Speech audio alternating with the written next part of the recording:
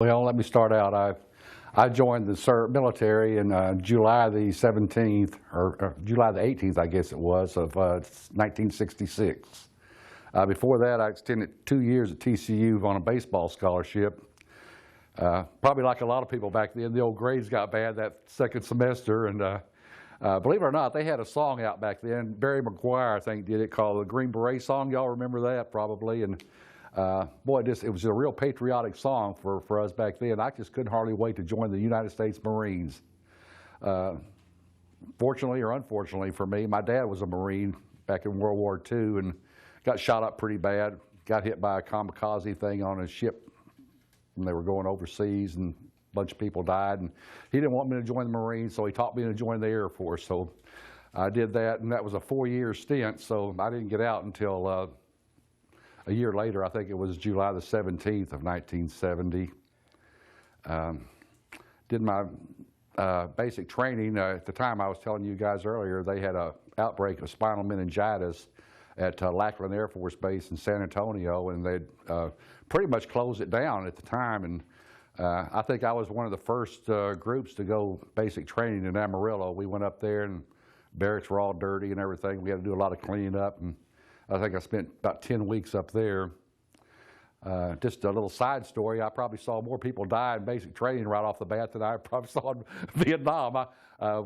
We had mail call there about the second week I was there, and I had a little storm come up in Amarillo, and there was a big old tree in front of our barracks out there, and there were 3 guys sitting there reading their mail, and lightning hit that tree, and of course hit those 3 guys, and knocked me about 10 or 15 feet back towards the steps there, and knocked a bunch of guys back, and looked up, and boy, those guys were just scattered there. And if you ever see anybody hit with lightning, it's a pretty awesome sight, a scary sight, something you don't want to see if you can keep from it. Boy, just smoke coming out of them, blood out of their eyes and mouth. And anyway, they died. All 3 of them died there, and we tried to do resuscitation and blankets and all that stuff, but it didn't help.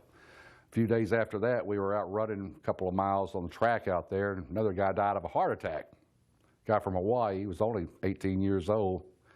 And then right before I left, I guess it was about the 9th week I was there, they had a little air show out there and had one of those little biplanes doing those little loop-de-loop things coming down, and he just kept on going. He never pulled up or nothing, hit the ground. Nobody knew if it was a suicide or what, but he never tried to pull out of it. So that was five or six guys I saw die right off the bat before he got out of the basic training. So anyway, after I got out of there, it was pretty uneventful other than that, just basic stuff that everybody goes through. And they sent me to a communications school in Biloxi, Mississippi. And I was in Biloxi, I forget how long the school was, 4 or 5 months. And that was, it was real nice. It was a lot different when you're not in basic training. It was mostly academic. Still had to do your marching and exercises and that stuff, but you had some free time where you didn't in basic training.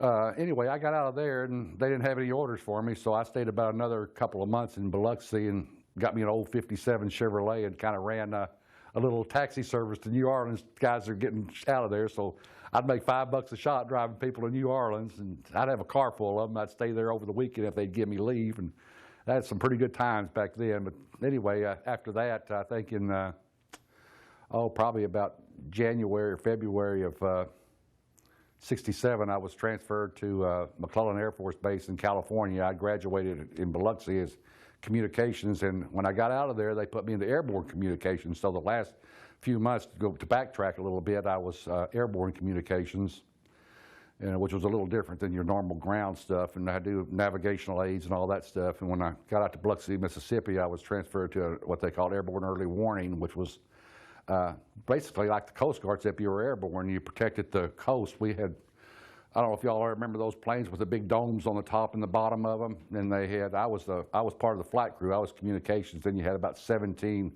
radar operators in the back, and all they did was try to pick up things coming, Russian airplane getting too close to we flew up a lot up to the north off of Alaska into Anchorage sometimes to refuel, and then way up there around the Russian coastline to pick up any MiGs or anything that were coming out of there, and did that for about a year.